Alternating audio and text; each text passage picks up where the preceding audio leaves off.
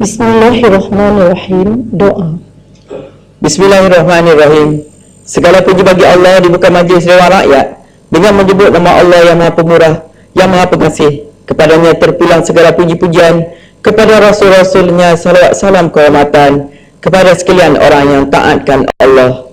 Ya Allah yang bersifat Maha Hikmah, limpah keadilan yang menanggungkan kewajipan ke atas pemerintah dan ahli majlis pemusyawaratan bagi mentadbir masyarakat pergaulan, mudah-mudahan sentiasa aman, makmur limpah kebahagiaan meliputi sekalian penduduk negara Malaysia. Ya Allah, kami sekalian hamba-Mu yang diperkenan menjadi ahli Dewan Rakyat menyempurnakan kewajipan yang diamanahkan, yang terutama bagi negara Malaysia, bagi rakyatnya sekalian. Ya Allah, berkat-Mu ke atas kami berhimpun dipohon anugerahkan taufik-Mu, hidayah-Mu dipohon menyeluruh memandukan pada ketika kami berunding, menimbang, bertukar fikiran pada segala perkara yang dibentangkan dengan saksama serta berkeamanan menjunjung perintah dan kebesaran Allah. Mudah-mudahan berlebih-lebih keamanan, kemakmuran dan kesejahteraan bagi negara Malaysia serta penduduknya sekalian. Ya Allah, dipohonkan doa kami diperkenan. Amin. Ya Tuhan seluruh alam sekalian.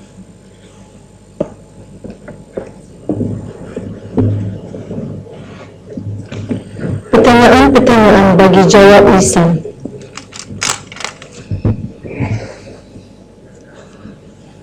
Yang berhormat Datuk Samsul Anwar bin Haji Nasara Tanggung. Bismillahirrahmanirrahim. Terima kasih Tan Sri Yang Ketua. Soalan saya nombor 1. Terima kasih Ayah Muhammad, Tan Sri Yang Ketua yang dikasihi.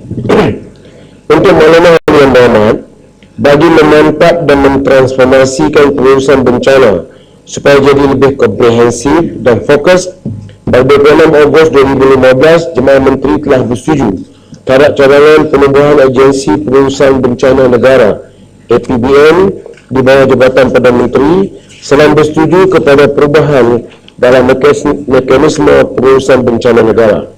APBN JPN ditubuhkan bagi memperkemaskan struktur pengurusan bencana negara serta mewujudkan sinergi di antara agensi-agensi yang terlibat dalam pengurusan bencana, termasuk agensi tindak balas. Agensi ini seterusnya mengambil alih peranan Majlis Keselamatan Negara JPN sebagai agensi penaju National Focal Point dalam pengurusan bencana negara di peringkat ASEAN, Asia dan seluruh dunia. Pada 1 Oktober 2015, waran peruntukan telah dikeluarkan oleh Jabatan Pemerintah Awam. Maka dengan itu APBN ditubuhkan secara resminya pada tarikh tersebut.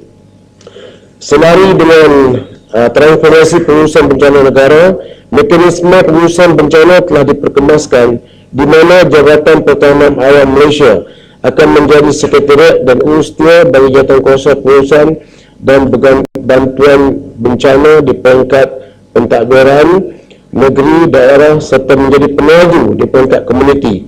Penglibatan JPN sebagai first responder di peringkat komuniti akan mengurangkan masa tindak balas apabila menghadapi bencana, selain bertanggungjawabkan untuk menajui penubuhan pasukan tindak balas kecemasan pertahanan awam atau Civil Defence Emergency Response Team CDEP bersama-sama organisasi seperti JKK, kawasan hukum tetangga atau yang setara bagi menyiapkan jentera pengurusan dan bantuan bencana kepada masyarakat.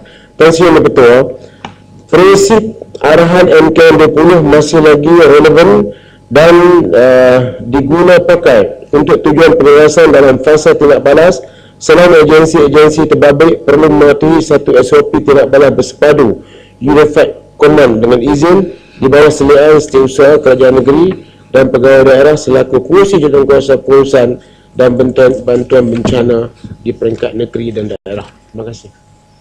Tanggung. Terima kasih. Terima kasih Yang Ketua. Terima kasih Yang Menteri atas jawapan sebentar tadi. Tidak tahu banjir ataupun juga bencana dia suka untuk drama, tetapi dia boleh dikurangkan baik dari segi penguasaan, tentukan undang-undang penambahbaikan dan kelemahan yang berlaku sebelum ini dan sebagainya. Saya nak tanya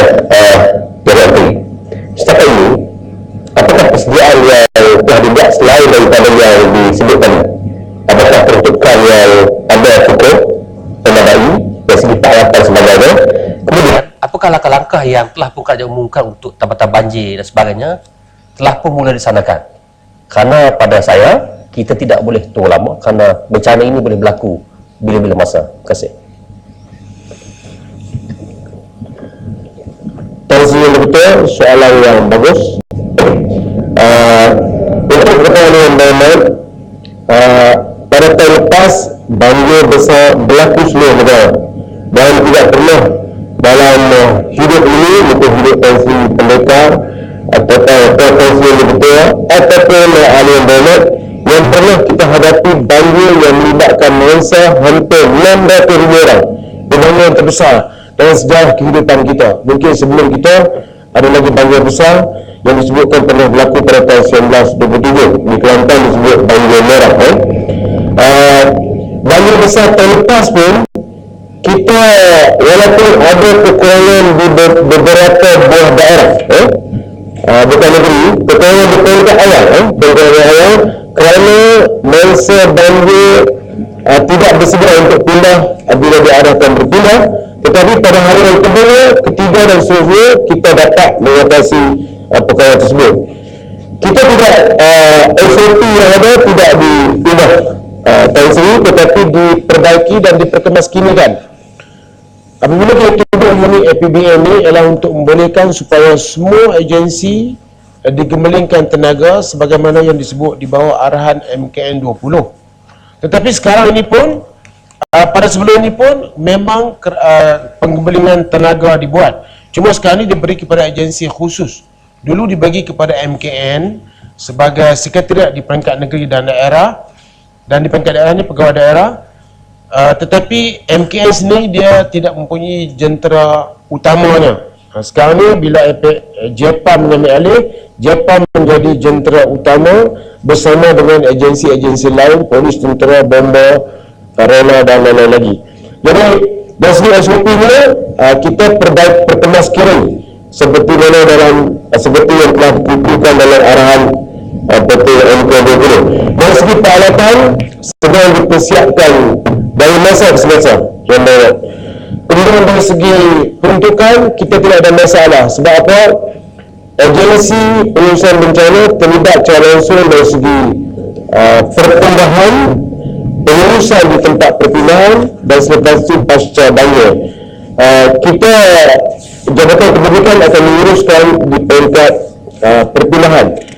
Yang ini kita bukan saja menyediakan pengkalan di peringkat negeri, daerah, tetapi pengkalan hadapan. Maksudnya di peringkat komuniti, barangan telah pun dihantar untuk membolehkan kita untuk membuat persediaan menghadapi banjir. Berhubung dengan pasca banjir, ini bukan, berhubung dengan tebatan banjir. Tuan Sri betul, ini bukan di bawah kementerian, di bawah jabatan saya, tetapi oleh kerana yang berhormat bertanya soalan yang pertama, saya akan mengambil daya usaha untuk mendapatkan maklumat daripada kementerian sahabat saya berhubung dengan tebatan banjir. Walau bagaimanapun, pada keseluruhannya kita memang bersiap siaga untuk menghadapi bencana pada kali ini. Pada kali ini yang berhormat untuk makluman semua pihak bahawa di seluruh dunia kita sedang menghadapi tekanan udara ataupun cuaca panas El Nino di Lautan Pasifik, dan El Nino juga membawa bencana yang agak besar seperti yang berlaku pada 1997 di seluruh dunia. Kutang Mata. Terima kasih Tan Sri Yang Di-Pertua. Yang Menteri, bolehkah Yang Menteri jelaskan lebih detail tentang pengalaman atau kekurangan yang kita menghadapi pada banjir yang paling teruk tahun lepas ini, dan apakah kelemahan itu dan dapat kita diatasi jika kita menghadapi yang serupa keadaan sebegini, sebab masih tidak jelas tentang kelemahan dan seperti koordinasi dengan NGO-NGO yang lain, dan seperti SOP yang dikatakan tidak akan dipindah atau diperbaiki. Dengan kelemahan yang mintalah kalau Jamaah Menteri dapat jelaskan lebih detail.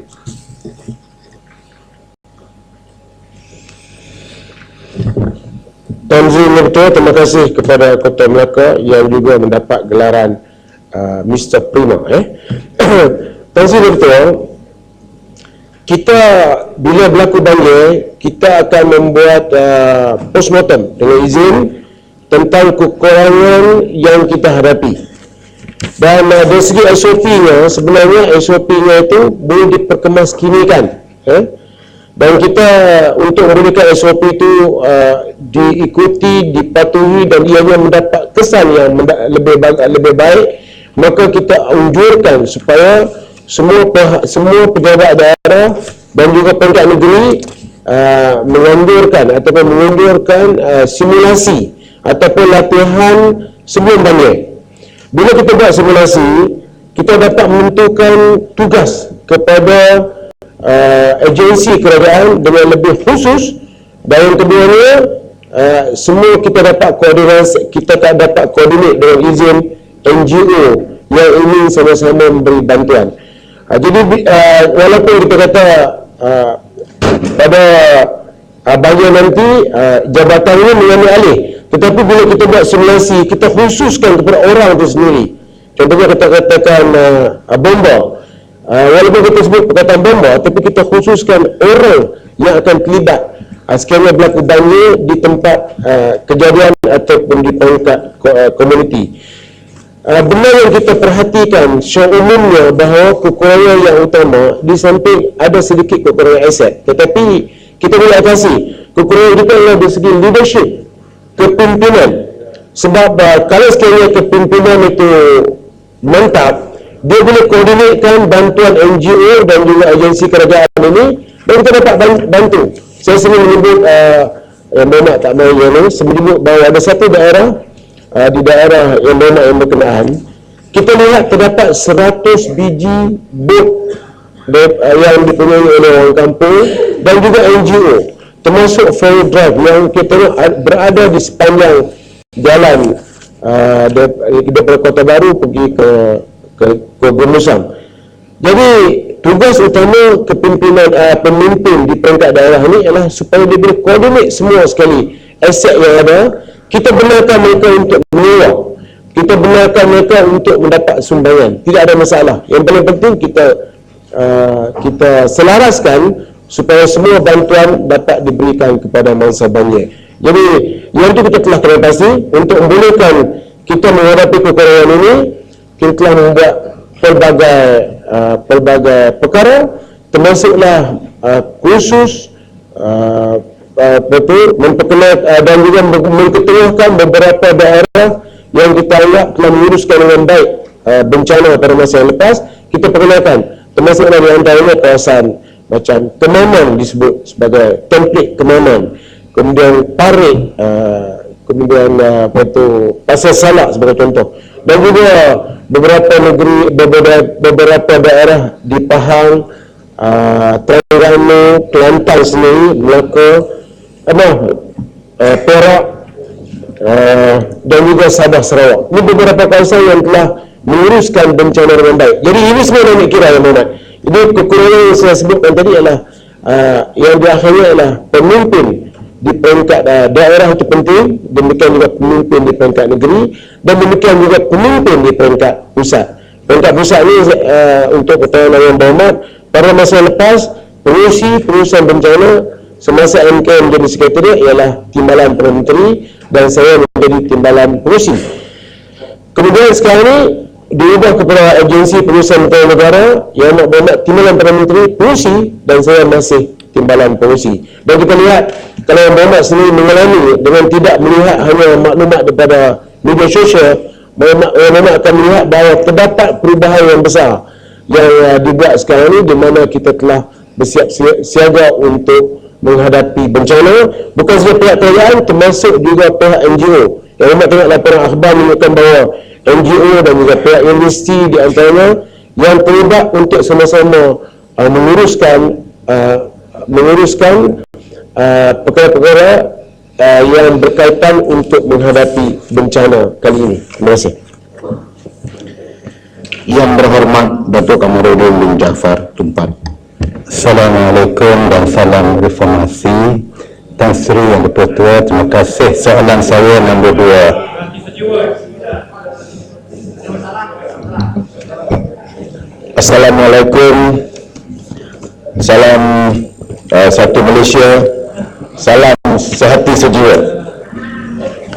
Tan Sri Yang Dipertua, pada masa sekarang kerajaan tidak mempunyai sebarang hasrat untuk menswastakan perkhidmatan kereta api laluan Kuala Lumpur ke Tumpak. Sebaliknya, keutamaan kerajaan pada masa ini adalah untuk menaik taraf serta membaik pulih kerosakan yang dialami oleh rangkaian kereta api bagi jajaran Gemas Tumpak, termasuk kerosakan akibat bencana banjir pada penghujung tahun 2014. Kerajaan telah memperuntukkan dana berjumlah 785.6 juta bagi membaik pulih infrastruktur landasan dan stok kereta di sektor Pantai Timur. Peruntukan ini terdiri daripada dana berjumlah 419.5 juta bagi projek membaik pulih infrastruktur landasan bagi sektor Gemas ke Tumpak, dan peruntukan tambahan khas berjumlah 366.1 juta bagi program pemulihan stesen dan infrastruktur kereta api yang terjejas akibat musibah banjir besar yang telah melanda negeri di Pantai Timur. Selain itu, KTMB juga telah menyambung semula perkhidmatan tren antarabandar di Pantai Timur secara berfasa bermula 12 dan 13 Julai 2015 bagi sektor Kemubu, Kerai dan Kemubu dan JB Sentral Gomusang JB Sentral. Setelah kerja-kerja pemulihan sementara, landasan kereta api siap dilaksanakan secara berperingkat mulai bulan Mei 2015. Seterusnya, bagi fasa kedua Tumpak Kerai Tumpak telah mula beroperasi pada 31 Ogos 2015 dan dijangka keseluruhan perkhidmatan kereta api di Pantai Timur pulih sepenuhnya pada pertengahan tahun 2016 setelah jambatan Kemubu siap dibaik pulih. Terima kasih. Tumpak. Terima kasih Tan Sri, terima kasih Yang Berhormat Menteri kerana menjawab. Saya gembira dan terima kasih walaupun tidak sepenuhnya di atas penjelasan yang kita dengar sebentar tadi. Tetapi pokoknya Tan Sri Yang Bertua, walaupun kita lihat bahawa di seluruh dunia semua kerajaan, sama ada sebagai pelaburan kerajaan atau pelaburan swasta melalui penswastaan, meletakkan kedudukan yang tinggi untuk memajukan perkhidmatan kereta api seluruh dunia. Di Malaysia nampaknya tekanan kepada pembaharuan dan penambahbaikan laluan dan perkhidmatan kereta api ini hanya tertumpu laluan di pantai barat sahaja. Kita berterima kasih kerana hari ini daripada Arau ke Kuala Lumpur boleh sampai dalam masa 5 jam dan perkhidmatan yang baru ini. Tetapi sebagaimana yang Berhormat Menteri akui sendiri, di laluan Kuala Lumpur Tumpak, laluan yang mungkin dicadangkan melalui Pantai Timur sepenuhnya itu, tidak ada cadangan langsung untuk meningkatkan perkhidmatan tersebut. Jadi saya masih lagi ingin bertanya kepada Yang Berhormat Menteri, selain daripada adakah perkhidmatan akan dipulih sepenuhnya dalam masa yang terdekat ini, tetapi juga adakah kerajaan mempunyai cita-cita dan perancangan untuk meningkatkan perkhidmatan kereta api setara dengan apa yang sudah pun dirancang dan bahagiannya berlaku di pantai barat Semenanjung Malaysia. Terima kasih Datuk Tan Sri Yang Bertua. Tan Sri Yang Dipertua, memang kerajaan mempunyai rancangan jangka panjang untuk memulihkan ataupun menaik taraf landasan kereta api. Apa yang disebut oleh Yang Berhormat Tumpak dari pantai barat pun kita belum naik taraf ke landasan berkendar elektrik sepenuhnya, dan pada masa ini di pantai barat hanya setakat sampai ke Gemas, dan sekarang kerajaan dalam proses naik taraf Gemas ke Johor Bahru. Dan untuk di Pantai Timur, seperti saya nyatakan tadi, kerajaan telah memberi peruntukan yang besar sebanyak 700 juta lebih untuk membaik pulih akibat daripada bencana banjir pada hujung 2014. Dan dalam pada itu kerajaan juga sedang membuat feasibility study untuk mewujudkan landasan terus ke negeri Pahang, iaitu ke Kuantan, kerana pada masa ini untuk ke Pantai Timur terpaksa dia melalui ke Gemas, terpaksa turun ke selatan baru naik ke Kuala Lumpur. Jadi kerajaan sedang membuat feasibility studies untuk membimbingkan perjalanan ke Pantai Timur. Terima kasih.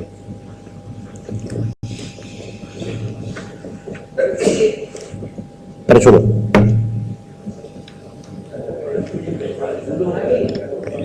Terima kasih, Tuan Speaker.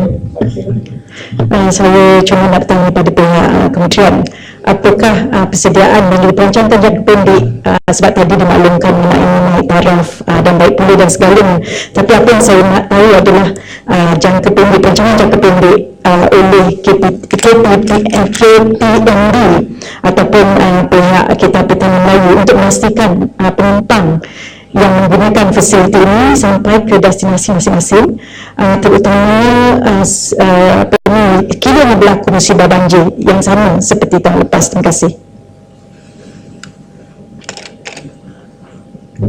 Pihak Kereta Api Tanah Melayu memang senantiasa memantau kecekapan dan kecekapan dalam menyampaikan perkhidmatan. Jadi dalam setakat ini alhamdulillah kita pihak Kereta Api telah membuktikan apabila banjir di Pantai Timur dalam waktu yang singkat telah dapat dipulihkan pengangkutan di Pantai Timur. Dan cuma hari ini yang menjadi masalah apabila jambatan roboh di Kemudu, itu saja yang agak lambat kerana untuk membaik pulih jambatan tersebut memakan masa 1 tahun setengah. Jadi keseluruhan hari ini sistem kereta api di dalam negara kita telah ditingkatkan seperti yang disebut tadi. Untuk ke Arau sampai ke Lumpur pun hari ini dipendekkan dengan 5 jam dengan adanya perkhidmatan ETS ataupun Electric Train Service, dan ini semua sedikit sebanyak telah meningkatkan kecekapan bagi pengangkutan train di dalam negara kita. Yang berhormat Dr. Ismail bin Daud Merbuk. Bismillahirrahmanirrahim.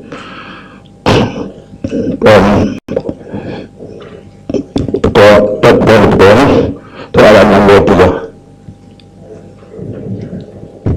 Ya, terima kasih Tuan Sri Yang Ketua. Terima kasih Yang Berhormat yang bertanya.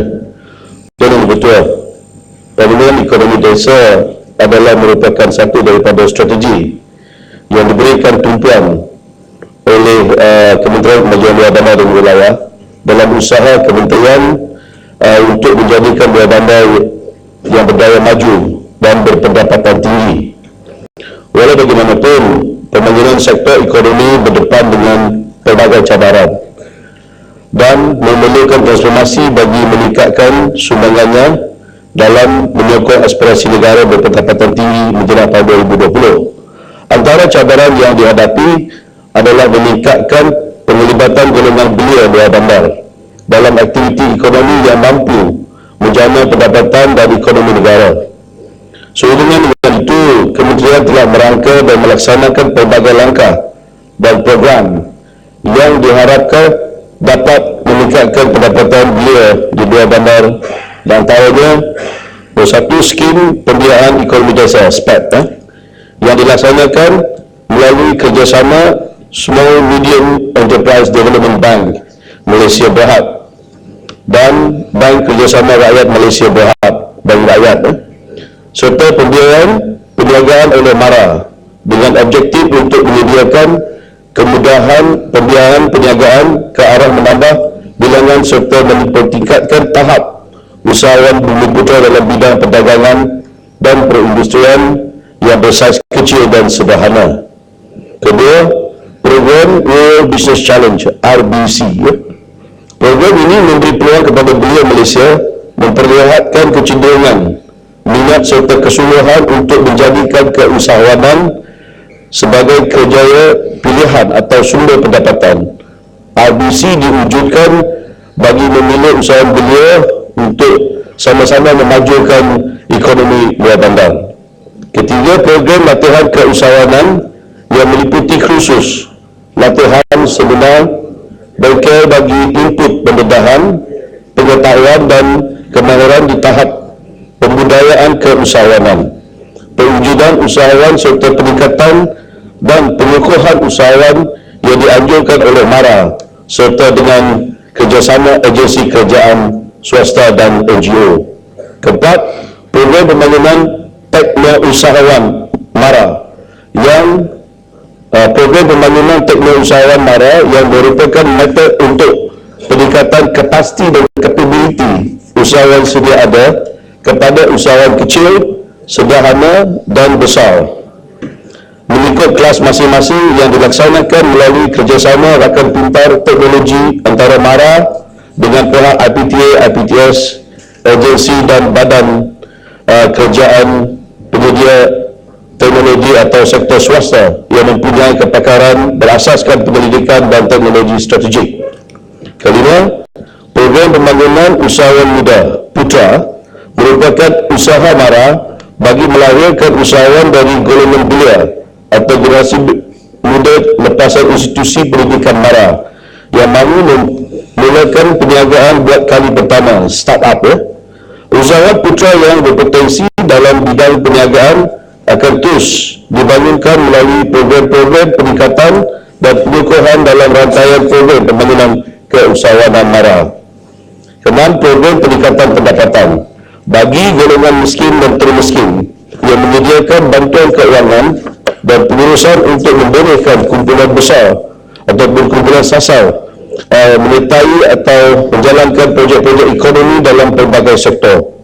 Matlabatnya ialah untuk meningkatkan pendapatan keluarga serta meningkatkan taraf hidup dan seterusnya mengeluarkan mereka daripada belenggu kemiskinan. Dengan itu diharapkan lebih ramai usahawan dapat dilahirkan khususnya dari kalangan belia yang secara tidak langsung berupaya meningkatkan pendapatan mereka dan dapat menyediakan peluang pekerjaan kepada lebih ramai penduduk serta meluaskan peluang perniagaan kepada usahawan-usahawan lain. Sekian, terima kasih. Untuk Menteri, soalan tambahan, apakah langkah-langkah yang telah dan akan diambil oleh kerajaan untuk meningkatkan kemudahan infrastruktur di kawasan luar bandar dan dalam bajet 2016? Terima kasih Yang Di-Pertua. Soalan ini saya rasa ada jauh sedikit daripada soalan asal sebab yang berhubungan bertanya tentang penyediaan infrastruktur asas. Jadi ini dalam keusahawanan. Sekian, terima kasih. Berkata.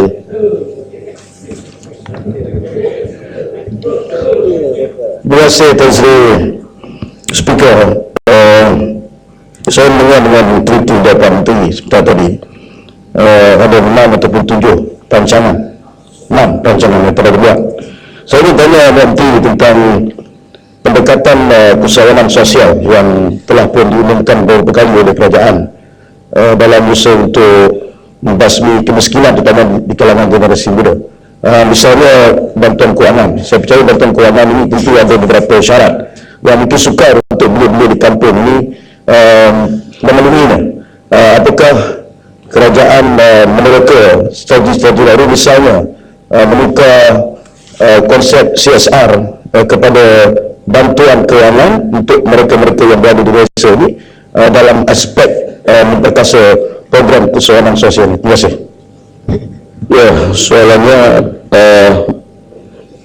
cadangan untuk memperkasa CSR kepada bantuan terus kewangan, itu cadangan yang baik, Tuan Betul. Kita di peringkat kementerian sentiasa mencari kaedah-kaedah bagaimana golongan sasar kita, golongan belia di luar bandar dapat kita bela, dan kalau cadangan daripada yang berhormat itu kita ambil sebagai satu balas balas lah yang baik, dan kita akan pertimbangkan. Dan sekian, terima kasih.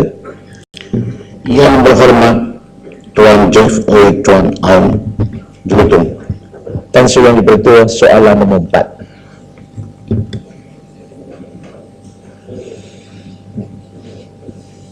Bismillahirrahmanirrahim. Assalamualaikum warahmatullahi wabarakatuh. Salam sejahtera, salam satu Malaysia. Yang Mohd Tan Sri Yang Dipertua, semua perumahan yang dibangunkan oleh Lembaga Kemajuan Wilayah Pulau Pinang, Perda, yang dijual adalah menjadi milik mutlak pembeli yang merupakan pemilik berdaftar rumah tersebut.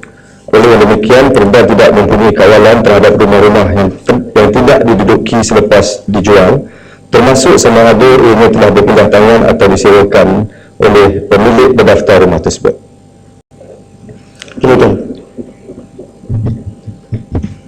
Terima kasih Tuan Dipertua, terima kasih Menteri. Soalan tambahan saya ialah mengenai kerangka undang-undang bersabit urus tadbir governance dengan izin bagi projek perumahan serta usaha-usaha untuk memaskini dan juga memperkasakan undang-undang negara kita dalam projek-projek bersangkut dengan perumahan, untuk menjamin matlamat dan perumahan itu tidak dikhianati seperti mana yang saya soalkan. Jadi saya nak tanya kepada Menteri, apakah Jabatan Undang-Undang di Jabatan Perdana Menteri sedang mengkaji supaya kuasa pengeluaran APDL ataupun permit pengiklanan dan lesen pemaju yang ada di bawah bidang kuasa KPKT itu dapat dikeluarkan dan diletak di bawah satu suruhanjaya seperti olahan SPAT, SPEN ataupun SKMM, supaya semua proses adalah telus dan juga bermartabat. Untuk makluman Menteri, bahawa oleh kerana ada sedikit bottleneck di KPKT, jadi prinsip demand dan supply dalam projek perumahan itu tergugat, dan kini terdapat 47 projek perumahan di Pulau Pinang telah tersangkut dari segi APDL-nya, dan walaupun mereka semua telah tunai syarat. Terima kasih. Terima kasih Tan Sri. Pertama, saya nak ucap terima kasih kerana memberi pengiktirafan kepada JPM untuk mengendalikan projek-projek ini, sebab kadang-kadang kita dengar nak bawa keluar dari JPM, yang ini nak suruh bawa daripada KPKT ke JPM. Terima kasih banyak. Tapi saya nak beritahu yang berhormat, mungkin yang berhormat merujuk kepada keseluruhan pembangunan perumahan di negeri Pulau Pinang. Sebenarnya pihak Perda juga mempunyai masalah-masalah tertentu. Sebagai contoh, di Sungai Batu, Teluk Kumba, kita pun tak dapat kelulusan daripada kerajaan negeri untuk bangunkan 3,000 unit rumah di kawasan tersebut sejak tahun 2008. Itu juga merupakan satu kelewatan. Kedua, perumahan di situ untuk kos rendah, kerajaan negeri mengambil kesemua 100 buah unit rumah, di mana 60 Perda terpaksa memberi percuma kepada kerajaan negeri, dan baki 40 akan ditentukan oleh kerajaan negeri. Maknanya ada banyak syarat-syarat yang saya setuju mungkin kita boleh selaraskan. Tetapi yang berhormat, kebanyakan soal perumahan ini dari segi kelulusan, yang berhormat tanya tentang perpindahan pemilikan, ianya didaftarkan dan diberi kelulusan oleh kerajaan negeri. Dan selepas pihak pemaju membangunkan, kita jual, biasanya saya setuju supaya tata urus takbir untuk pemilikan ekuiti Bumiputera dari segi perumahan itu dapat kita jaga, tetapi kelulusan itu sebenarnya perlu dipohon daripada kerajaan negeri. Secara mudah, keseluruhan ini perlu kita lihat supaya inisiatif pemilikan rumah mampu bilik bagi kumpulan sasar yang benar-benar memerlukan itu dapat terus kita bela dengan satu sistem yang mungkin seperti yang dicadangkan. Namun begitu buat masa ini, saya percaya KPKT juga mampu untuk menyelesaikan masalah kelewatan-kelewatan yang dibangkitkan. Terima kasih, Yang Berhormat. Perkataan ini soalan khas mengenai dengan perumahan Bumiputera di Pulau Pinang. Soal nasional Tan Sri, ini nasional isu. Ini silakan Tan Sri. Terima kasih Tan Sri. Saya ingin bertanya kepada Menteri soal peranan Perda yang pada asalnya memang usaha kerajaan pusat untuk membangun perumahan di Pulau Pinang, terutama sekali kawasan di Air Hitam yang saya baca ada 2,000 lebih setinggan yang sukar mendapat persetujuan pembangunan daripada Ketua Menteri Pulau Pinang. Dan apabila usul-usul dalam Dewan yang baru-baru ini, antara satu ahli Dewan Undangan Negeri Pulau Pinang telah diambil tindakan kerana tidak menyokong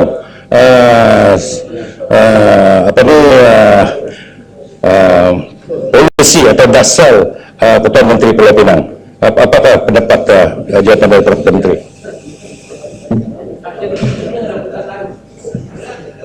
Ada sikit lah. Pertamanya memang dalam tempoh beberapa tahun kebelakangan ini, kalau secara spesifik lah, berurusan dengan kerajaan negeri Pulau Pinang selama tempoh 2 tenggal, saya harap Yang Berhormat di sebelah sana boleh bantu untuk kita menyediakan skim yang lebih jelas. Sebenarnya di Pulau Pinang tidak ada skim perumahan yang jelas dalam pembangunan ini. Saya tak mau bandingkan ada negeri yang sudah pun ada skim yang lebih jelas supaya lebih mudah. Tapi untuk pengetahuan dari Yang Berhormat, saya ucap terima kasih kerana beri peluang saya untuk bacakan. Perda akan terus melaksanakan projek perumahan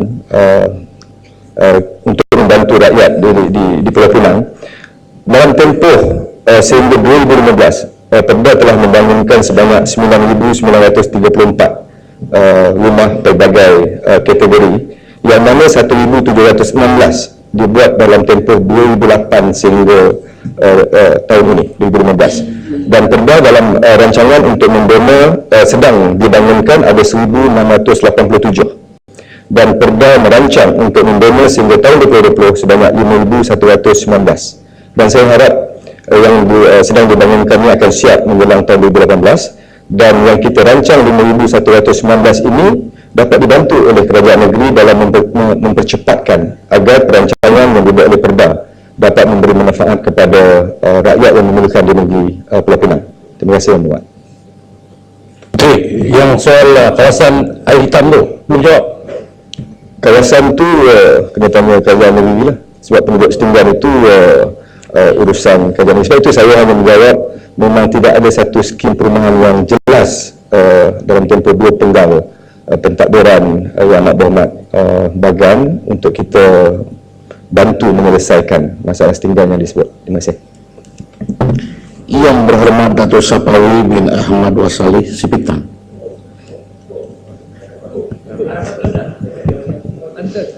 Bunga Bougainvillea berkembang mekar, tanam sebaris, pokok delima. Soalan saya, Tan Sri Speaker, mohon Menteri menjawab nombor 5.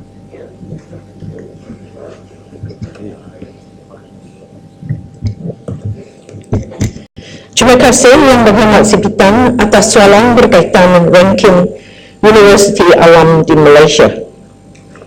Tan Sri Yang Dipertua, untuk makluman ahli Yang Berhormat, Universiti Awam di Malaysia terus menunjukkan peningkatan prestasi setiap tahun.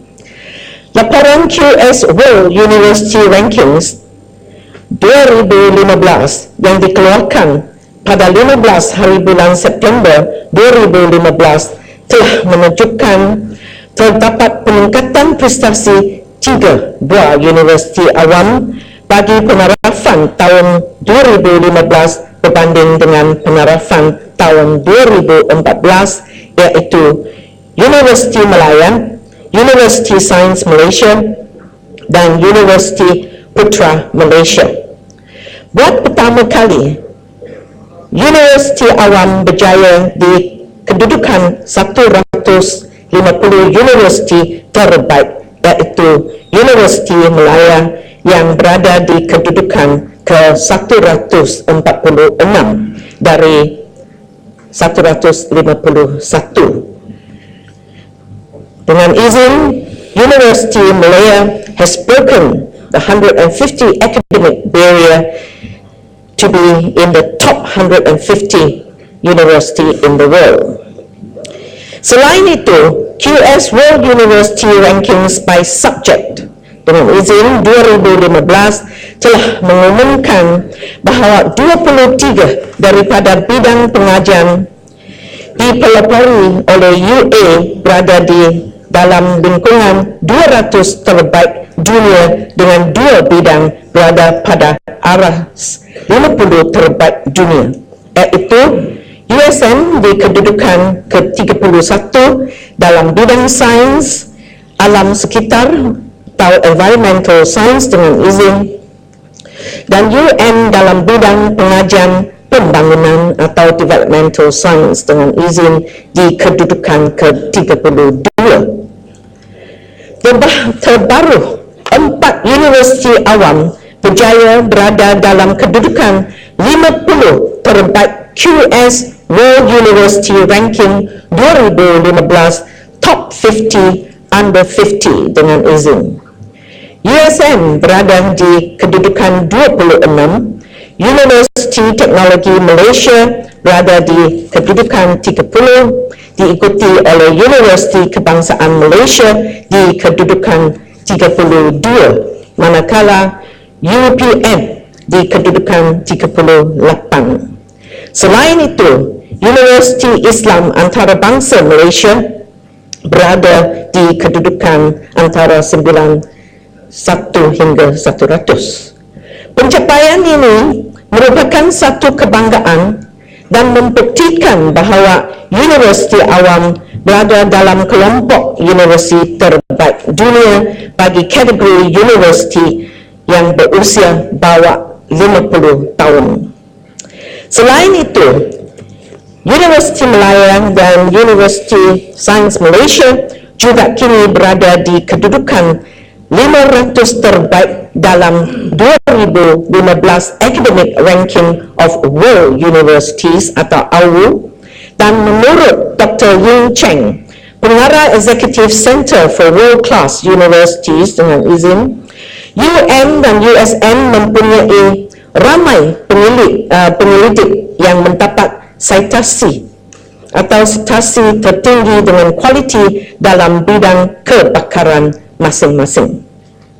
Ini dibuktikan apabila seramai 14 orang penyelidik negara telah dinobatkan sebagai penerima anugerah Malaysia's Rising Star Award kerana menghasilkan artikel yang menerima citasi penerbitan 100% tertinggi dunia bagi tempoh dari 2005 hingga 2014 oleh agensi penindeksan antarabangsa iaitu Thomson Reuters.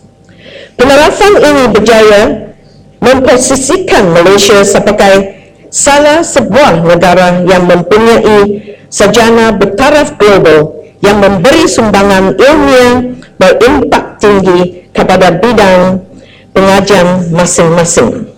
Malah, baru-baru ini juga pendebat dari UiTM dan UIAM melangkah sejarah dengan menjadi johan dalam debat Cambridge antara universiti 2015 menggalakkan 128 universiti termasuk pendebat dari Universiti Oxford dan Universiti Harvard.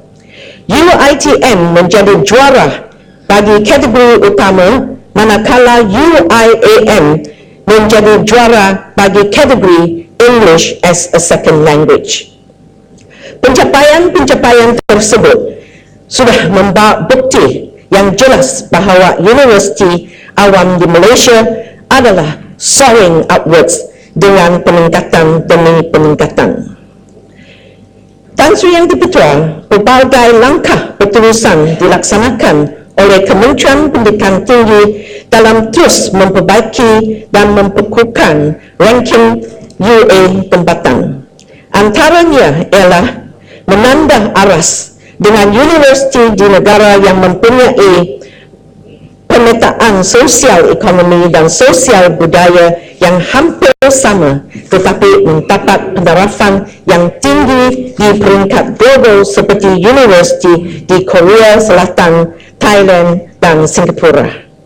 Selain itu, Kementerian Pendidikan Tinggi turut mengelakkan bidang tujuan dan bidang kecemerlangan di universiti awam supaya ia setanding dengan pusat kecemerlangan yang bertaraf antarabangsa. Di samping terus menerus memperkasakan universiti penyelidikan serta memantapkan aktiviti penyelidikan, penerbitan, pembelajaran dan pengajaran, pembangunan pelajar serta jaringan industri dan komuniti di universiti awam. Menjelang tahun 2025, Kementerian mengesarkan sebuah universiti berada dalam Asia's Top 25, 2 universiti dalam Global Top 100 dan 4 universiti dalam Global Top 200. Sekian, terima kasih. Sipitam. Terima kasih, Tan Sri Speaker. Terima kasih kepada Menteri. Pembangunan universiti awam dan juga universiti swasta yang begitu pesat adalah merupakan ciri utama untuk membina sebuah negara maju. Negara yang hebat sebagai mempersiapkan modal insan yang menyumbang pembangunan bukan saja dalam negara kita tetapi di peringkat antarabangsa.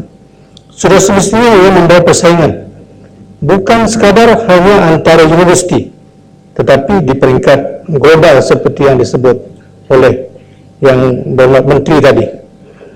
Untuk mencapai satu tahap kecemerlangan well recognized, dan kita ucapkan tahniah kepada universiti yang meningkat dan juga tahniah kepada UiTM yang menjadi world champion dalam perdebatan yang boleh mengalahkan universiti hebat.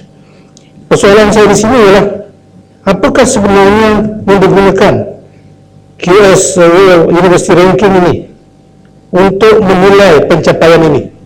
Adakah hanya dari sudut aspek akademik tertentu ataupun dalam bidang research tertentu ataupun dalam bidang-bidang yang terbuka yang mana sebagai universiti mungkin tidak mempunyai kelebihan dalam bidang-bidang yang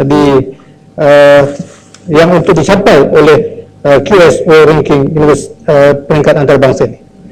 Terima kasih. Terima kasih Yang Berhormat Sipitam, yang berkaitan dengan kriteria penilaian untuk menetapkan ranking untuk universiti. Untuk QS World Ranking University, beberapa kriteria diambil kira dan mereka terdiri daripada reputasi akademik. Selain daripada itu, kriteria yang berkaitan dengan pelajar, rasio pelajar ke fakulti adalah salah satu kriteria juga. Sitasi dalam penerbitan yang berkaitan dengan kajian yang sudah dijalankan adalah satu kriteria yang penting, dan selain daripada itu reputasi majikan juga diambil kira. International Faculty Ratio merupakan satu kriteria yang penting juga selain daripada International Student Ratio dengan izin, dan tiga lagi kriteria ada berkaitan dengan Inbound Exchange Students Ratio dengan izin dan outbound exchange students ratio dan bilangan kertas yang sudah diterbitkan oleh fakulti masing-masing. Sekian, terima kasih. Mabantai. Terima kasih Tuan Speaker. Terima kasih Perdana Menteri menjawab. Saya sangat baik kerana keputusannya, khususnya bila masa Universiti Melaya, khususnya USM dan UPM mencatat ranking yang lebih tinggi dalam QS top universities ini menjadi kebanggaan semua. Persoalan saya berbalik kepada soalan asal. Apakah langkah yang diambil oleh Kementerian untuk meningkatkan pencapaian? Persoalan ini berbangkit kepada kenapakah dalam bajet 2016 yang diumum oleh Perdana Menteri, Universiti Melaya khususnya yang mencatat peningkatan dari tanggal 167 tahun 2013 kepada 146 2015 dipotong bajetnya sebanyak 27.3% ataupun sebanyak 175 juta, sedangkan Universiti Kebangsaan Malaysia yang jatuh daripada tanggal 269 ke 312 2015 Tuan Speaker mencatatkan penambahan 5%. Rata-rata kesemua universiti awam memperlihatkan pemotongan bajet oleh kerajaan sebanyak 1.4 bilion ringgit. Ini dibandingkan dengan peningkatan bajet untuk JPM sebanyak 4 bilion ringgit. Makanya bila bercakap tentang usaha kementerian, apakah rasional pemotongan ini memandangkan pelan perancangan pendidikan tinggi baru sahaja diumumkan dan memandangkan semua universiti-universiti yang disebut oleh Yang Berhormat Perdana Menteri sendiri telah mencatatkan peningkatan yang membanggakan. Adakah ini jawapannya bila masa universiti kita memerlukan dukungan? Saya mohon jawapan Yang Berhormat. Terima kasih atas soalan yang berkaitan dengan kekurangan bajet atau pemotongan bajet. Dan di sini saya nak sampaikan kepada Yang Berhormat bahawa kementerian sudah tentang kepentingan penyuluhan new knowledge dengan izin melalui penyelidikan, pembangunan dan commercialization. Dan kementerian akan mengekalkan dana sebanyak 476 juta bagi penyelidikan dan pembangunan. Walaupun ada kekurangan dalam bajet 2014, Kementerian Pendidikan Tinggi bersedia dan sekiranya kita rujuk kepada plan pembangunan pendidikan Malaysia untuk pendidikan tinggi yang sudah dilancarkan pada tahun 2015 hingga 2025, memang lonjakan 5 ada berkaitan dengan kemampanan kewangan. Dan Kementerian Pendidikan Malaysia Tinggi mengadakan 4 strategi untuk menghadapi cabaran yang berkaitan dengan pemotongan bajet 2016.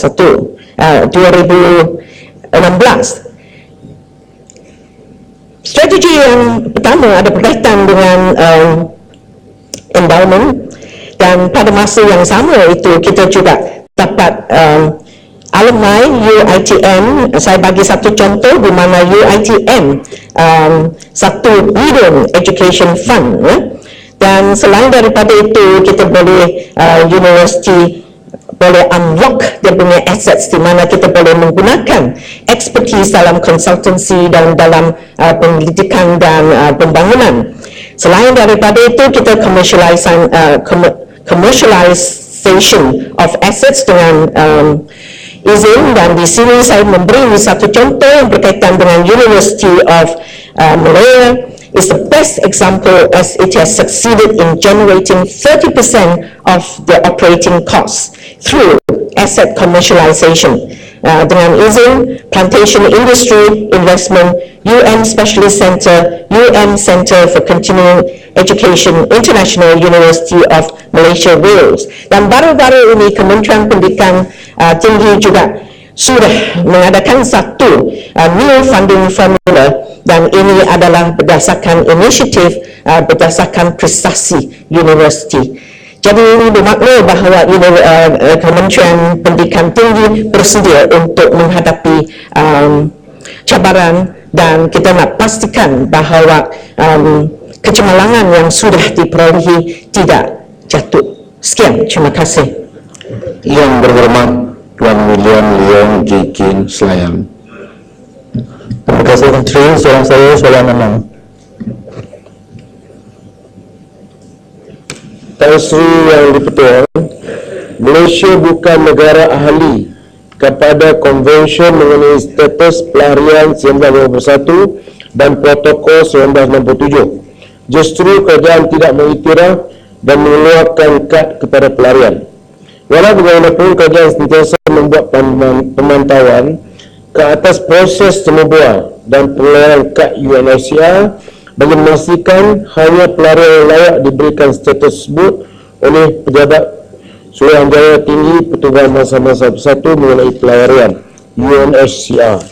Walau bagaimanapun, berdasarkan kepada maklumat terkini berhubung dengan pengeluaran kad yang agak berluasa, kerajaan akan menyiasat.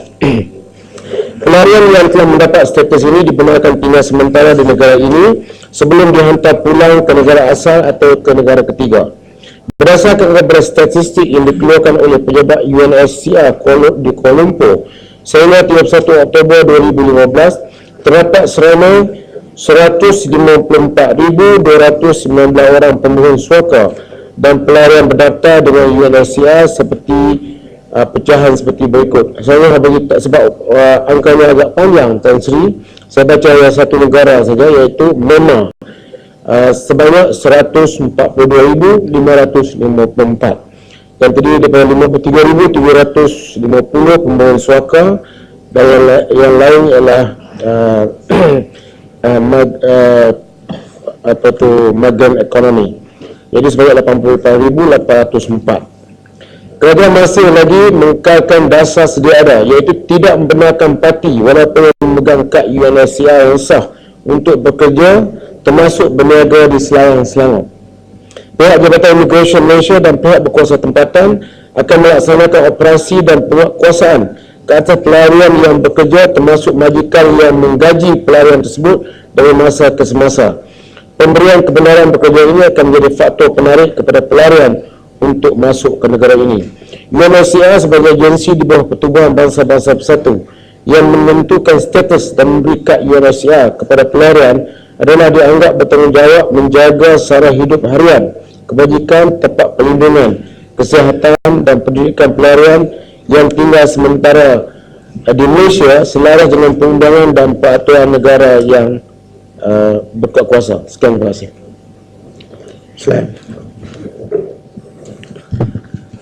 Terima kasih kepada Yang Berhormat Menteri untuk jawapan yang lengkap. Bila kerajaan tidak mengeluarkan kad pelarian dengan izin refugee card dan ini dibuat oleh UNHCR, tertimbul dua perkara yang buruk. Pertama adalah mendapat bahawa ada kad palsu yang telah dikeluarkan dan boleh dibeli dengan bayaran antara 1,500 sehingga 3,500. Dan ini adalah sebab ramai yang datang untuk menjadi pelarian dengan membeli kad pelarian ini, dan mereka menimbulkan masalah sosioekonomi terutamanya di Selayang, di kawasan Pasar Burung di mana mereka meniaga, dan ini menjejaskan perniagaan oleh orang tempatan. Adakah kerajaan bercadang untuk memberikan mereka satu sumber cari makan, memberikan mereka kebenaran untuk menjadi pekerja di sektor-sektor yang tertentu, tetapi tidak boleh meniaga dan menjejaskan penduduk di tempatan? Terima kasih. Tan Sri Yang Di-Pertua, kita mendapat maklumat berhubung dengan ada kad palsu yang dikeluarkan, yang dijual oleh pihak tertentu. Itu sebab sekarang ini kerajaan mengambil tindakan untuk menyiasat. Yang pertama sekali, kita telah minta Majlis Keselamatan Negara untuk membuat report polis supaya polis dapat membuat siasatan mengenai perkara tersebut. kalau dilihat di keadaan ataupun suasana di pejabat tersebut, kita lihat tiap-tiap hari beribu orang yang masuk ke dalam kawasan berkenaan untuk memohon kad UNHCR. Tetapi mereka itu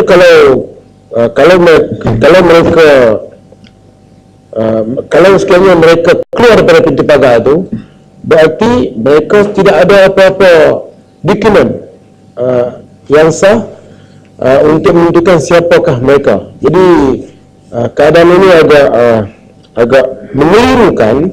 Dengan itu kita telah membuat laporan polis untuk menyiasat supaya tidak ada penjualan kad yang dibuat di luar sana, dan supaya orang yang sedang menunggu untuk mendapatkan kad itu, bagaimana mereka hadir ke negara ini tanpa apa-apa dokumen. Jadi kita tidak mahu bahawa orang yang hadir ke negara ini dengan mudah untuk melindungkan diri mereka memohon kad UNHCR. Jadi tidak patut berlaku, sebab banyak daripada mereka mungkin yang hadir itu ialah orang yang telah melakukan kesalahan di negara mereka. Jadi dengan mudah mereka datang ke sini untuk mendapat perlindungan dengan menggunakan kad UNHCR. Ini semua kita nak cerita dan telah dibincangkan berkali-kali, dan dengan itu polis akan menyiasat. Kemudian yang nombor dua, perkara juga telah dibincangkan bersama dengan Yang Amat Berhormat Perdana Menteri, supaya dipertimbangkan mereka untuk masuk ke bidang pekerjaan, sebab mereka sudah berada di sini daripada kita mendapatkan tenaga baru daripada luar. Ini juga dibincangkan. Sebenarnya semua sekali permasalahan dan juga pemikiran pemimpin dan juga rakyat menjadi masalah dan juga pemikiran kami. Kami sedang berusaha keras untuk menyelesaikannya.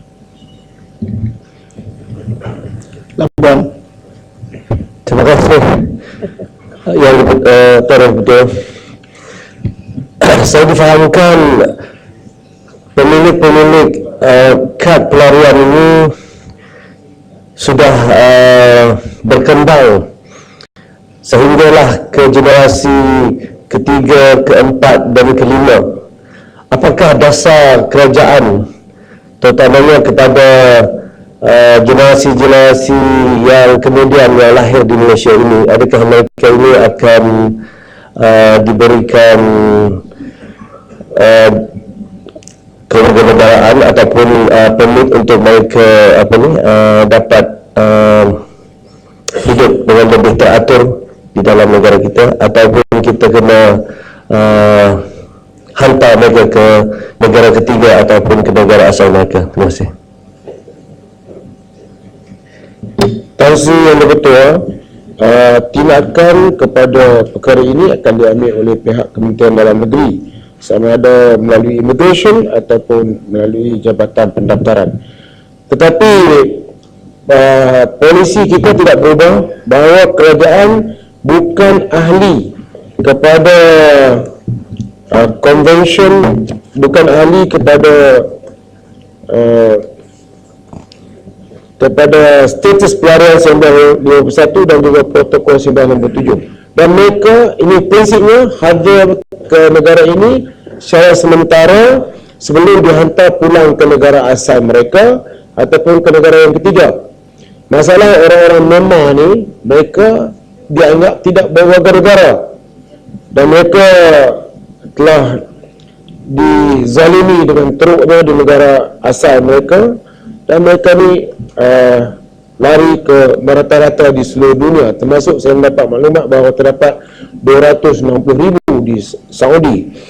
Jadi bila mereka datang ke sini di atas dasar kemanusiaan, arahan MKN 23 menyebutkan dengan terang di sini bahawa kita tidak mengiktiraf, iaitu perkara 4.3 dengan jelas menyebut dasar negara ini adalah tidak dianggap sebagai memberi sebarang pengiktirafan secara resmi oleh kerajaan terhadap penubuhan pejabat pentadbiran UNHCR di Malaysia.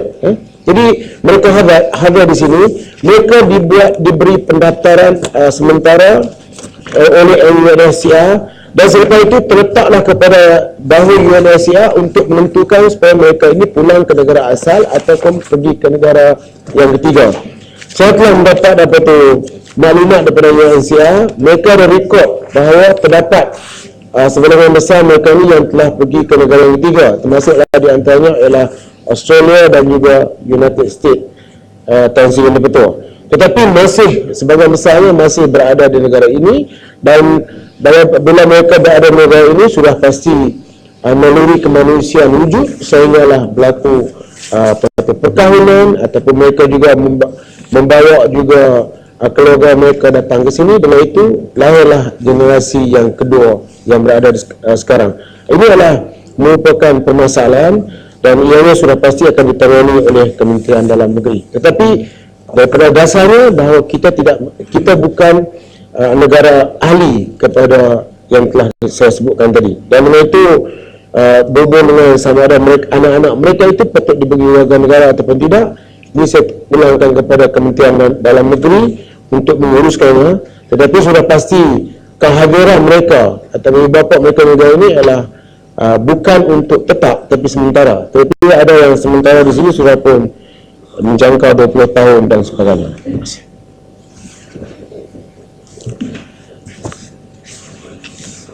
Yang berhormat Datuk William Nyalau Anak Badak, Lubuk Antu.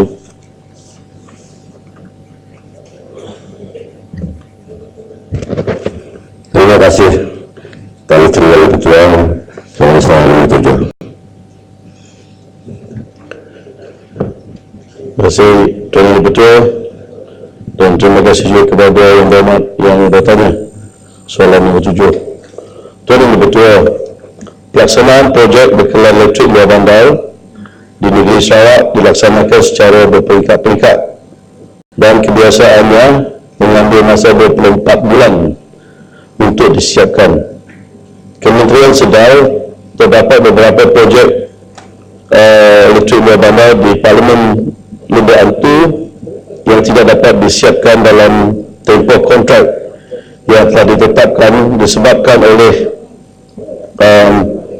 berbagai masalah seperti masalah teknikal, termasuk juga masalah izin lalu oleh setengah pihak, termasuk Sakra di Sarawak, dan hanya dapat disiapkan dalam tempoh lanjutan masa, iaitu extension of time.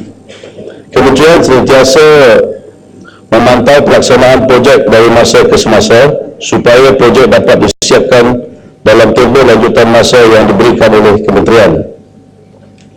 Untuk makluman yang berhormat Lubuk Antu, khusus bagi kawasan Parlimen Lubuk Antu, kerajaan telah meluluskan pelaksanaan 34 projek berkelan elektrik luar bandar melibatkan penyambungan berkelan elektrik kepada 1,877 buah rumah panjat ketua isi rumah dengan kos berjumlah 67.13 juta ringgit sepanjang tempoh rancangan Malaysia ke-10 sehingga 30 November tahun 2015 ini.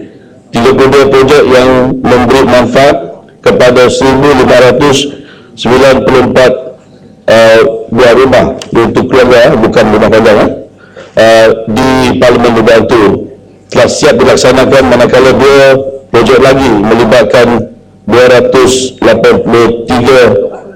rumah dijangka siap pada bulan November tahun 2016. Saya nak menjelaskan, bila saya sebut rumah, dia bukan rumah panjang, rumah satu keluarga, sebab mungkin terdapat kekeliruan nanti. Sekian, terima kasih. Sila, berbantu.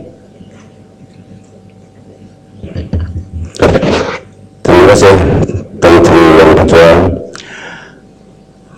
Terlebih dahulu saya mengucapkan ribuan terima kasih kepada Yang Berhormat Perdana Menteri atas datang menghormat ke kawasan saya untuk melihat sendiri bagaimana pelaksanaan projek luar bandar yang telah gagal hanya tiang dan wilayah saja bergantung.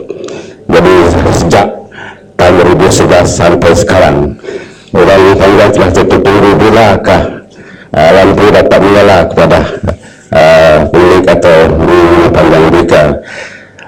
Jadi soalan saya ingin tahu bagaimana perencanaan pemintaian projek yang telah begitu lama tidak dapat dilaksanakan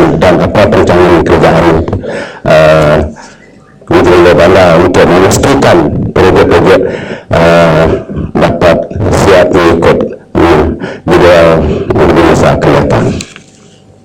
Terima kasih Yang Berhormat.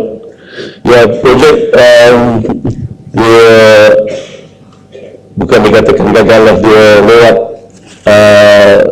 disiapkan. Jadi kementerian faham, dan saya sendiri telah seperti mana yang telah diterangkan oleh Yang Berhormat tadi, bersama Yang Berhormat sendiri pergi melawat ke beberapa lokasi projek ini di kawasan Lubang tu, dan kita mengakui lah ada kelemahan dalam pelaksanaan kementerian dalam projek ini. Saya akan memberitahu kepada Yang Berhormat sebab ia melibatkan pelaksanaan projek ini melibatkan beberapa pihak, ya, bukan sekadar kementerian luar bandar saja. Kita juga ada kontraktor pelaksana, dan juga kita seharusnya bekerjasama dengan pihak berkuasa di peringkat negeri dan juga SESCO, iaitu SCB, Sarawak University Berhad, untuk kita bersama-sama melaksanakan projek sehingga kan elektrik ini dapat kita bekalkan dan lampu dapat menyala.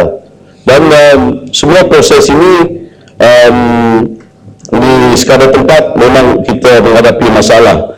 Untuk pemantauan, kementerian senantiasa membuat menambahbaikkan sistem pemantauan, dan juga kita akan memastikan tidak ada lagi masalah ini kita hadapi di masa akan datang. Dan pihak kementerian luar bandar dan wilayah juga perlu betul mengalu-alukan cadangan dan juga kerjasama dari semua pihak, termasuk Yang Berhormat ahli Parlimen membantu sendiri. Sekian, terima kasih. Sudah spesifik. Terima kasih Tan Sri Ketua. Soalan tambahan saya ucap tanya di atas usaha kerajaan untuk memastikan setiap kawasan pedalaman khususnya untuk mendapat kemudahan elektrik. Soalan saya ialah bilakah agaknya dalam perancangan kementerian untuk memastikan seluruh kampung-kampung di seluruh negara mendapat perkhidmatan ataupun kemudahan elektrik sepenuhnya, terutama yang melibatkan sekolah, jabat-jabat kerajaan, dan apakah mekanisme setelah dikenal pasti masalah-masalah yang hadapi menyebabkan kelewatan, apakah mekanisme yang dibuat oleh pihak kementerian untuk memastikan semua birokrasi ini tidak berlaku selepas ini? Terima kasih. Direktur, walaupun ini mungkin jauh daripada lubang tu, biar saya menjawab berkaitan dengan kementerian luar bandar dan wilayah.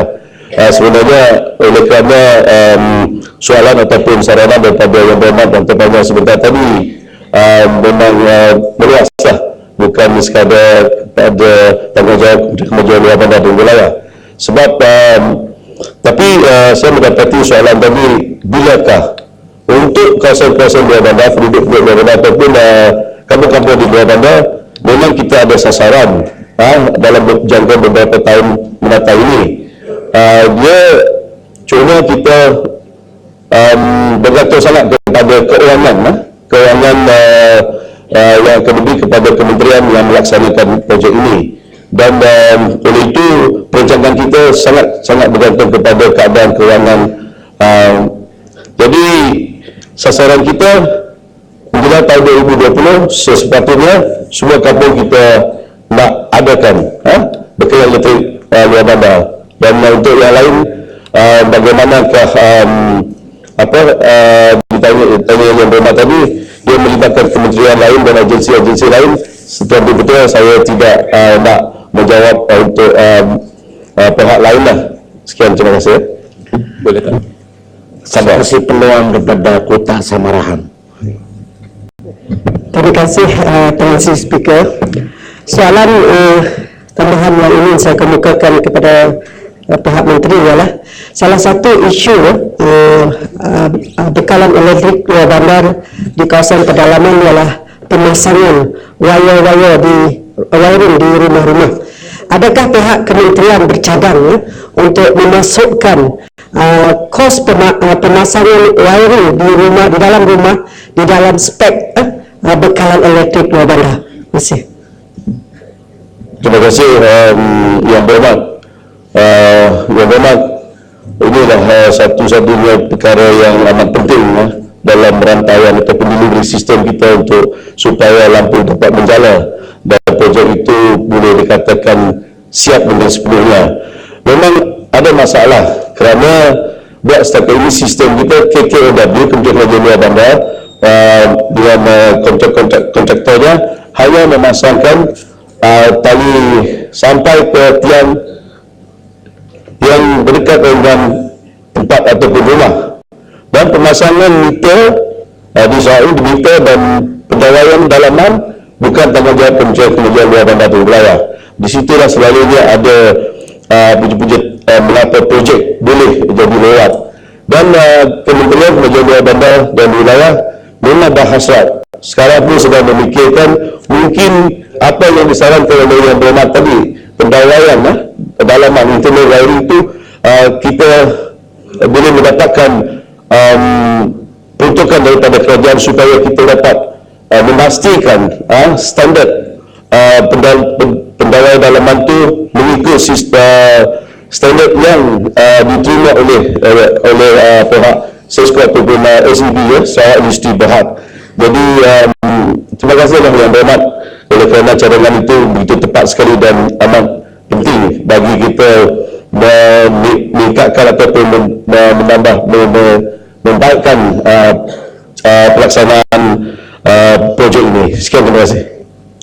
Yang Berhormat Tuan Wong Lenggu Sambakan. Sedikit. Terima kasih Tan Sri Yang Ketua. Soalan saya nombor 8.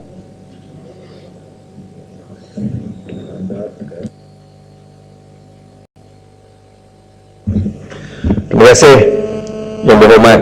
Saya kira terima kasih Tan Sri Yang Ketua. Yang Berhormat Sarike, soalan Yang Berhormat Sarike tentang sama ada masih terdapat kekurangan guru-guru yang beroption pengajian Cina di sekolah-sekolah rendah yang beraliran Cina. Jawapannya ya. Dan soalan seterusnya, tindakan. Tan Sri Ketua dan juga Yang Berhormat Sarike, Kementerian Pendidikan Malaysia telah mewujudkan task force untuk meneliti perjawatan dan juga pengisian guru secara menyeluruh bagi menangani isu kekurangan guru di SJKC. Hasilnya, task force tersebut telah memutuskan tindakan seperti berikut yang harus diambil. Yang pertama, sejumlah 374 kuota pelantikan guru interim tambahan telah diluluskan berbuat kuasa mulai 2 hari bulan Mei 2015. Yang kedua, penempatan secara internship kepada pelajar tahun akhir IPGM di semua sekolah termasuk SJKC berbuat kuasa mulai 27 September 2015 sehingga tamat sesi persekolahan 2015 iaitu 19 November 2015. Selain daripada itu, kekurangan guru di SJKC juga dijangka dapat diselesaikan apabila guru-guru yang sedang dilatih di institusi pendidikan guru IPG seluruh negara. Enrollment terkini guru pra-perkhidmatan yang sedang mengikuti program perguruan mengikut option bahasa Cina SJKC adalah seramai 867 orang. Dari jumlah tersebut, 575 orang dijangka akan menamatkan pengajian pada bulan Disember 2015 dan boleh ditempatkan di sekolah bagi menampung kekurangan guru di SJKC pada tahun 2016. Penempatan ini juga akan mengambil kira pekeliling-pekeliling penempatan guru yang sedang berkuat kuasa. Terima kasih Tan Sri Yang Ketua. Okey. Terima kasih Tan Sri Yang Ketua. Terima kasih Timbalan Menteri. Soalan tambahan saya ialah, berapakah orang guru besar yang tidak berkelayakan dalam bahasa Cina peringkat SPM yang sedang berkhidmat di sekolah rendah peralihan bahasa Cina di seluruh negara, terutama bahagian Sarawak pada masa sekarang, dan apakah cara penyelesaian masalah tersebut?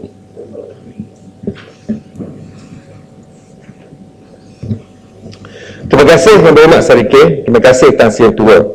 Manakala soalan Yang Berhormat Sarike terperinci kepada jumlah guru, tetapi saya harus mengatakan di sini semua guru besar yang dilantik menjadi guru besar di SJKC telah memenuhi syarat-syarat keperluan yang wajib, iaitu mempunyai kepakaran dan juga kelayakan dalam bahasa Cina. Itu kita tidak akan mengenepikan untuk memastikan guru besar itu layak menjadi Guru Besar. Tetapi untuk maklumat atau angka terperinci, saya akan serahkan kepada Yang Berhormat secara tertulis. Terima kasih, Yang Berhormat.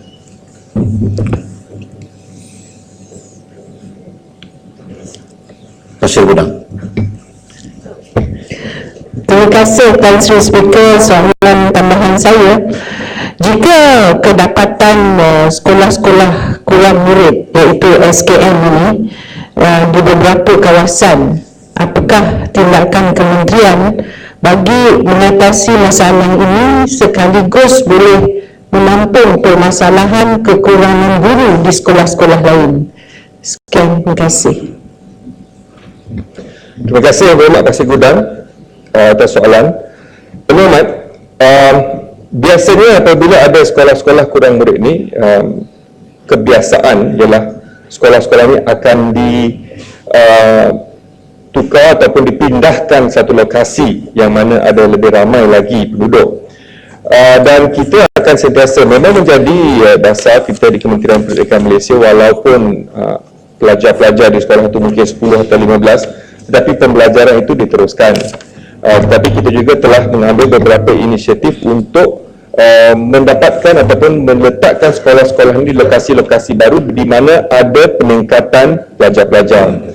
Dan ini akan sentiasa diteruskan. Dan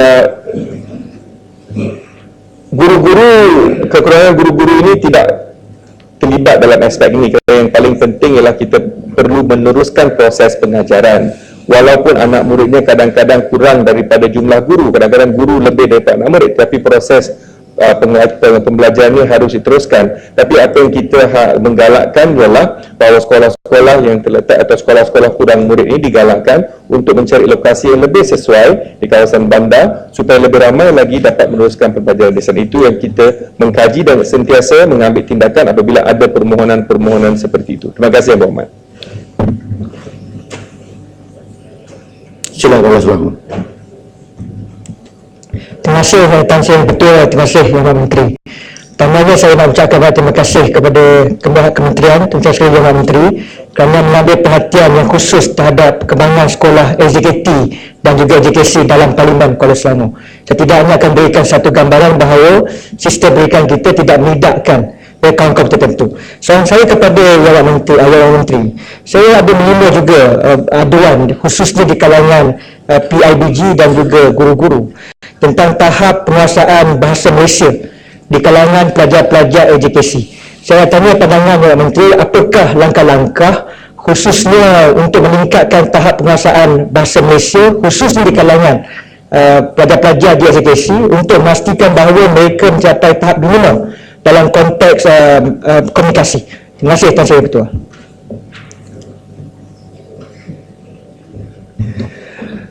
Terima kasih Yang Berhormat Kuala Selangor. Terima kasih juga atas pujian yang telah Yang Berhormat beri atas pencapaian Kementerian untuk membantu SJKC dan juga SCT. Memang menjadi dasar kita di Kementerian Pendidikan Malaysia untuk memberi bantuan kepada semua sekolah-sekolah. Keprihatinan Yang Berhormat tentang penggunaan bahasa Malaysia di SJKC, kita ambil maklum. Di antara cara-cara yang kita mengenal pasti ialah menambahkan waktu penggunaan bahasa Malaysia di sekolah tersebut. Dan perkara ini berlaku. Ada sekolah-sekolah mengambil inisiatif tertentu untuk meningkatkan masa di luar waktu darjah untuk memastikan anak-anak ini dilatih menggunakan bahasa Malaysia. Ini bukan saja berlaku di SJKC, malah di SJKT pun berlaku. Dan Kementerian Pendidikan Malaysia akan sentiasa memberi bantuan yang diperlukan untuk semua sekolah-sekolah supaya tahap penggunaan bahasa Malaysia dan pemahaman bahasa Malaysia fasih dan mereka boleh menggunakannya secara terbaik dan lulus dalam mata pelajaran ini kerana ia merupakan mata pelajaran yang sangat penting. Bahasa Malaysia, bahasa Inggeris juga bahasa ibunda juga menjadi kepentingan untuk semua sekolah ini. Dan kita akan juga mengenal pasti cara-cara dan kerjasama kita di antara dengan PIBG, badan-badan bukan kerajaan, syarikat-syarikat swasta yang terus membantu kita untuk memperkasakan dasar MBM, MBI juga dikekalkan di sekolah-sekolah ini. Terima kasih Yang Berhormat. Terima kasih Tan Sri. Terima kasih Yang Berhormat Tuan Anggi Ngau Baran. Terima kasih Tan Sri Yang Dipertua. Soalan saya soalan nombor 9. Terima kasih Tan Sri Ketua. Terima kasih Yang Berhormat Baram. Isu dia adalah hakisan tebing dan juga banjir di tepi-tepi sungai. Jadi inilah menjadi cabaran kepada Kementerian Sumber Asih dalam sekitar, dan JPS dipertanggungjawabkan. Walau bagaimanapun perlu dipahami bahawa kejadian hakisan tebing ini adalah satu proses alam semula jadi yang berterusan. Jadi dan sebetulnya oleh demikian pihak JPS telah melaksanakan dua strategi, iaitu kaedah bukan struktur dan juga kaedah struktur bagi mengawal hakisan dan banjir yang efektif tetapi berkos rendah seperti yang dibentuk oleh Yang Berhormat Baram. Jadi strategi kaedah bukan struktur di mana JPS telah melaksanakan program-program seperti berikut. Pertamanya, kita buat engagement, magazine, selama dialog dan sebagainya, mengenai sistem semula jadi sungai dan memberi nasihat. Beri nasihat betul-betul kepada para penduduk agar mengelakkan daripada mendirikan rumah berhampiran tepi tebing sungai demi mengelakkan daripada kejadian yang tidak diingini. Keduanya, kita bekerjasama juga dengan pihak negeri dan daerah tentang kemungkinan dan buat satu kajian tentang kemungkinan dan kesesuaian untuk memindahkan penempatan penduduk yang terjejas kepada risiko hakisan tebing ini, termasuklah banjir dan sebagainya, seperti yang berjaya dilaksanakan di Lembung, Perak dan juga di Kota Tinggi, Johor Bahru. Itu dua pendekatan contohlah. Dan seterusnya, bagi mengelakkan banjir, JPS akan berterusan untuk mendapatkan peruntungan cukup bagi membuat tempatan banjir, membaik boleh tebing dan sebagainya. Seperti sebut tentang hakisan tadi, di sepanjang sungai dengan pembinaan struktur pertahanan tebing gadian dan amal rock. Ada dua kaedah sama dengan kos rendah berbuat. Ada satu term atau sebetulnya satu term baru, iaitu river training, macam di train sungai pula, iaitu pembauran sungai di mana arus ini kita ajar dia dengan membina struktur yang friendly, environmental friendly, dapat mengurangkan arus dan dapat mengurangkan kesan arus dan mengelakkan daripada tebing terhakis. Dan ada satu lagi mengawal kelajuan arus air sungai dan sebagainya. Dan kalau kos lagi biasa kita buat struktur pertahanan yang kuat dan sebagainya, seperti gadian, saya tadi dah sebut, dan ini merupakan satu perkara biasa. Dan untuk jangka masa panjang, Tan Sri, akhir sekali, Mahrim ataupun Institut Penyelidikan Hidrolik Malaysia sedang membuat kajian untuk membina tebing-tebing sungai yang lebih kuat dengan menggunakan kos rendah daripada pasir sungai itu yang boleh dijadikan benteng atau tebing sungai, tetapi distabilkan menggunakan kaedah berteknologi tinggi tetapi berkos rendah. Sekian, terima kasih. Baram, soalan tambahan penting saja, silakan. Tan Sri Yang di-Pertua dan terima kasih Menteri. Soalan tambahan saya ialah, kita tahu bahawa hakisan sungai, tebing sungai ini memang sentiasa berlaku, khususnya apabila kita mengalami banjir ini. Jadi ada setengah-setengah kampung ataupun rumah panjang ataupun harta benda ini yang memang dah begitu bahaya dalam kedudukan yang bahaya sekarang ini. Jadi saya nak bertanya dengan kementerian, apakah tindakan jangka pendek untuk menyelesaikan ataupun untuk menangani masalah yang begitu mendesak begini? Sekian, terima kasih. Terima kasih betul. Mungkin sebagian daripada jawapan tadi saya dah sebut tadi, iaitu yang Baram nampak pandang ke depan dan kena sependek ialah kita terpaksa menggunakan kaedah penambakan sementara. Penambakan sementara dengan kos yang rendah, tetapi bukanlah untuk jaga masa panjang, kerana penambakan sementara itu tidak menjamin bahawa tebing itu kukuh. Walau bagaimanapun, untuk jaga masa panjang perlu ada satu kaedah yang lebih kuat. Yang paling simple sekali ialah pemasangan gadian. Kerana gabion ini kos dia lebih kurang kalau 1 meter panjang, tepi sungai itu lebih kurang RM1,000. Itu untuk jangka masa pendek lah pemasangan gabion. Walaupun jangka masa pendek tapi boleh bertahan juga untuk beberapa tempoh setahun 2 tahun gitu. Sekian, terima kasih. Kalau yang bermaksud pertanyaan bagi jawapan lisan berakhir. Ruang undang-undang untuk bacaan kali yang pertama yang berhormat Menteri di Jabatan Perdana Menteri. Sila.